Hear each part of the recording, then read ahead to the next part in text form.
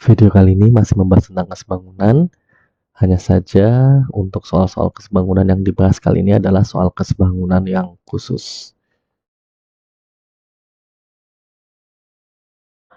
Oke, yang pertama ada kesebangunan pada segitiga siku-siku yang khusus.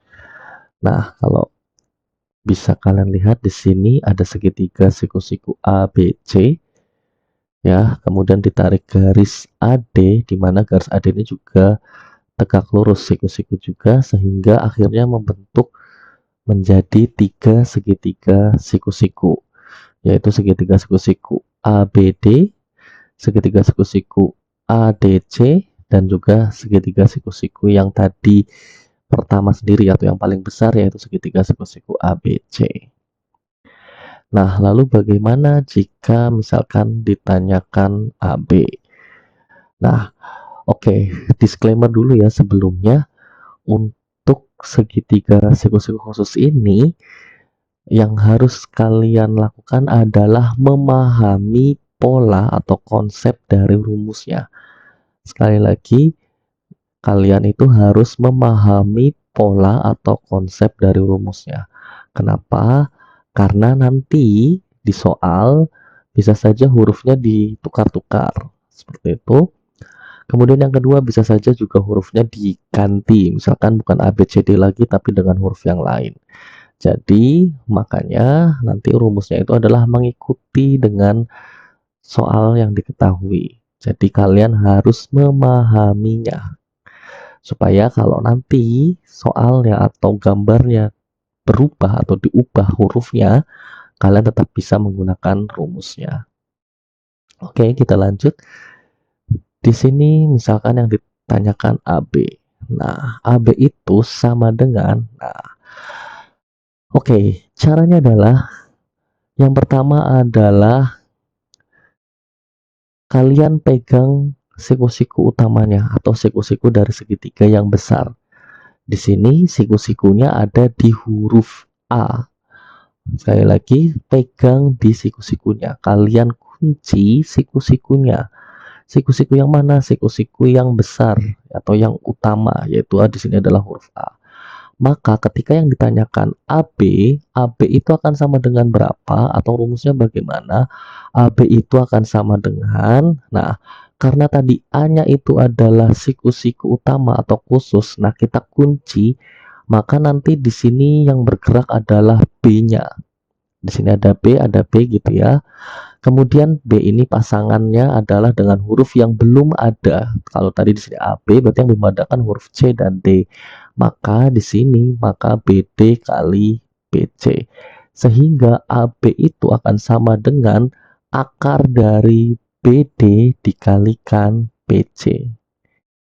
Oke, sekali lagi ya, huruf A-nya sebagai siku-siku utamanya itu kita kunci ya, kemudian kita tuliskan huruf B di dalam akar, kemudian B dipasangkan dengan dua huruf yang belum tersebut yaitu huruf C dan D sehingga BD dan BC.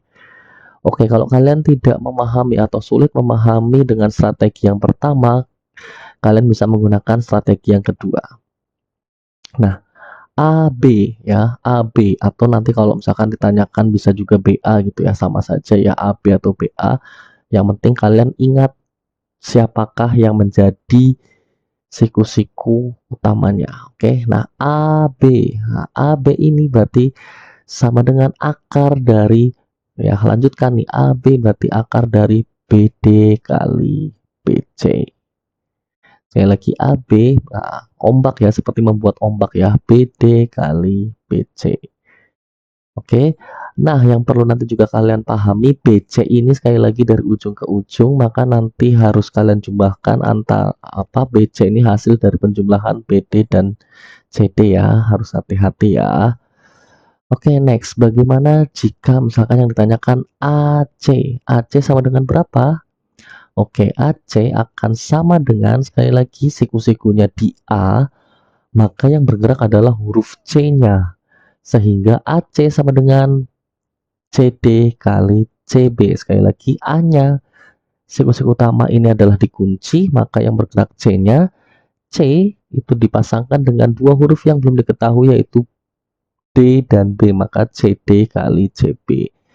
Bagaimana kalau diilustrasikan? Nah, kalau diilustrasikan, AC itu hasilnya sama dengan akar dari CD kali CB. Oke. Nah, yang terakhir bagaimana kalau AD? Sekali lagi AD berarti A-nya dikunci maka D. Nah, AD yang belum ada huruf B dan C maka D-nya nanti adalah DB kali DC sehingga ya betul sekali AD sama dengan akar DC kali DB.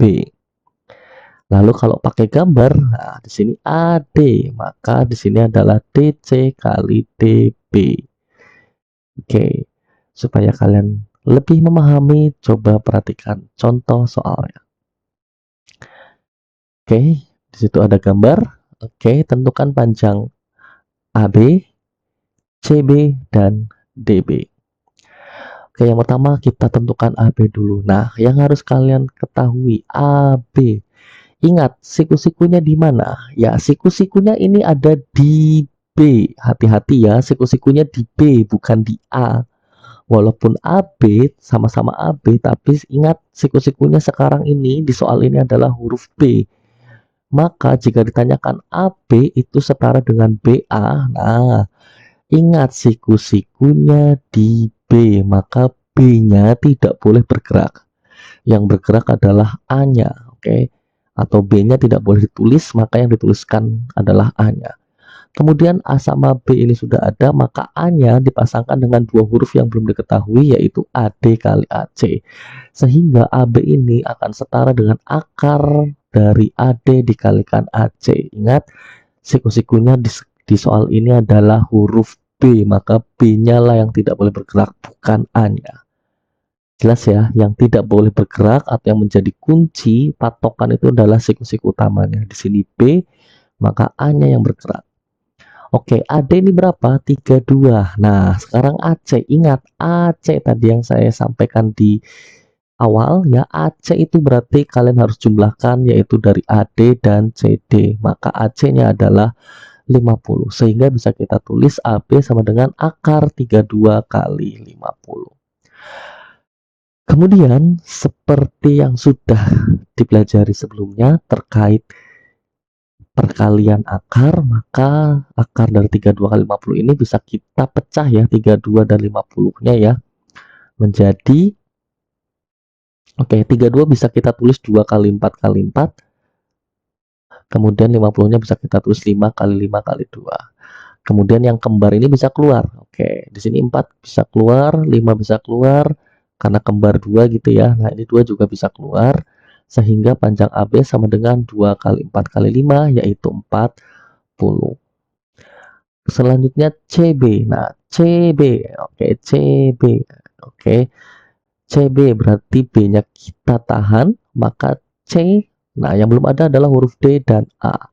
Atau kalian juga bisa, nah ya, CB ini ya kalian bisa juga nah, pakai strategi kedua. Maka kalau CB atau BC gitu ya, CB atau BC maka kita bikin ombak CD kali CA.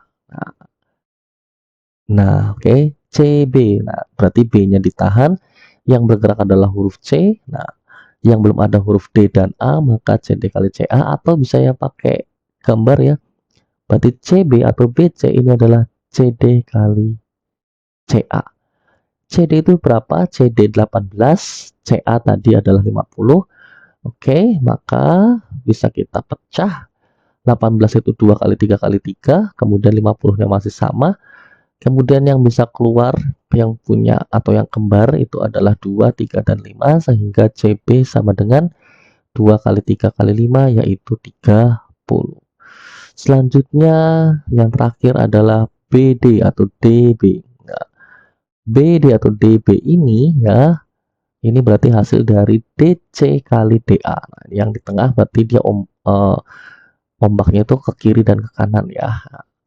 Atau kalau pakai ini berarti sekali lagi B-nya ditahan, maka yang bergerak adalah D-nya. Nah, D ketemu dengan huruf yang belum ada yaitu C dan A, berarti DC kali DA.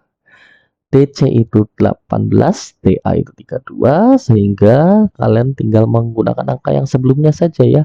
18 tadi 233, sedangkan yang DA atau AD tadi 244 atau 442, sehingga yang bisa keluar 2, 3, dan 4, maka DP adalah hasil dari perkalian 2 kali 3 kali 4, yaitu 24.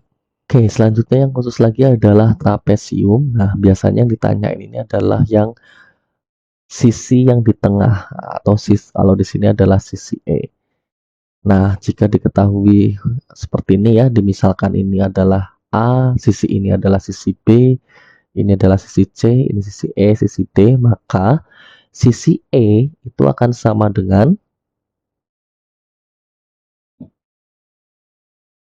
A kali D ditambah B kali C, kemudian dibagi dengan A tambah B.